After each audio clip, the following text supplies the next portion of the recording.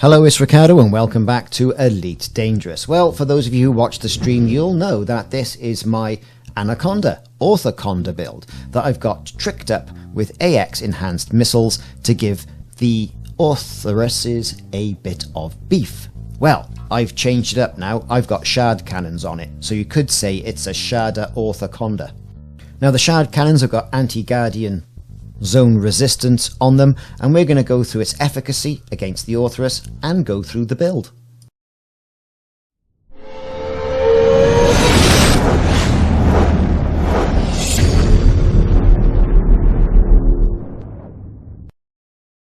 So here we are, just to give you a taste of what's going on. I got the shard cannons all on one fire group by there, and cyto scramblers on the left hand side on my secondary fire.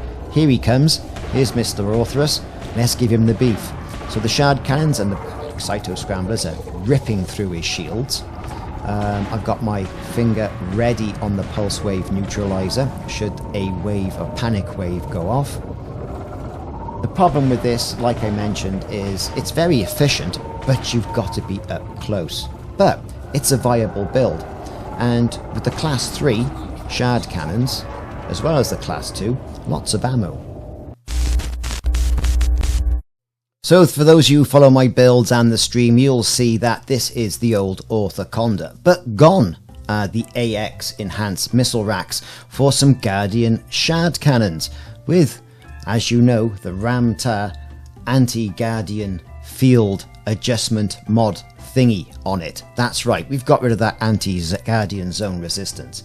So we've managed to get 6 Guardian shard cannons on here that theoretically should be able to lay down a hell of a lot of devices. Now, the Orthorus does have shields.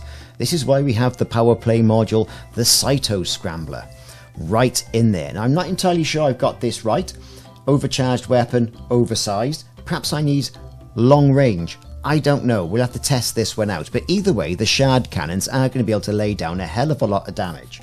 Now moving into the utility slots, we've got a pulse wave xeno scanner, we've got the Thargoid pulse neutralizer, we've got electronic countermeasures, don't know why I've got that on it, we've got the heat sinks, we've got caustic sinks, and we've got them tricked up as well with additional engineering.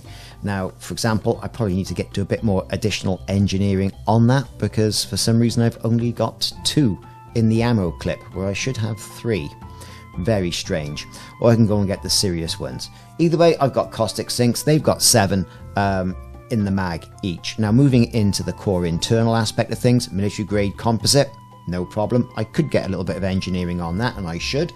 Power plant. Well, I'm not worried about heat here, though I have got a bit of thermal spread to keep it down. However, I've got an overcharged power plant, and I've got more power than I need anyway. Thrusters, yes, dirty drive tuning. Should have really drag drives on that. The frame shift drive with SCO, Super Cruise Overcharge. Loving that, the Achilles frame shift drive. That's going to give us that little bit of extra boost as well in system, and a bit of extra jump range, 9% extra jump range. We've got the life support module, we've got the power distributor, charge enhanced power distributors with super conduits. And we've got sensors, long range, and we've got that up to a 4. And we've got the go-go juice in the fuel tank.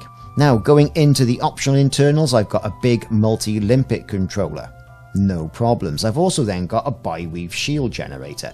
Now, I have struggled with this, to be perfectly honest with you. Do I need it? Would I be better off sticking a whopping great big hull reinforcement in there?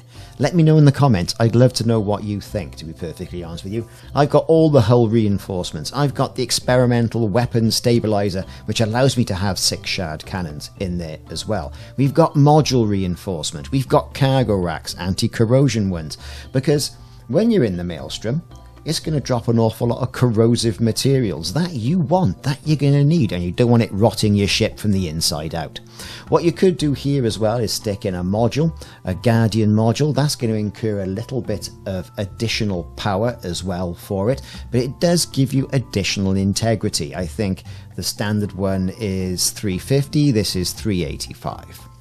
The damage protection remains the same, as you can see. And the mass is the same as well. So up to you if you want to pop something in there.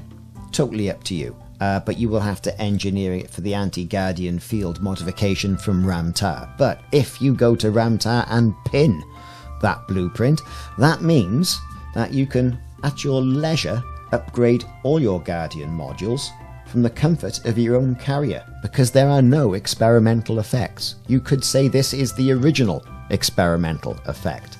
But either way, this is the new Ortha-Conda build with shard cannons. Let me know what you think. Into the maelstrom.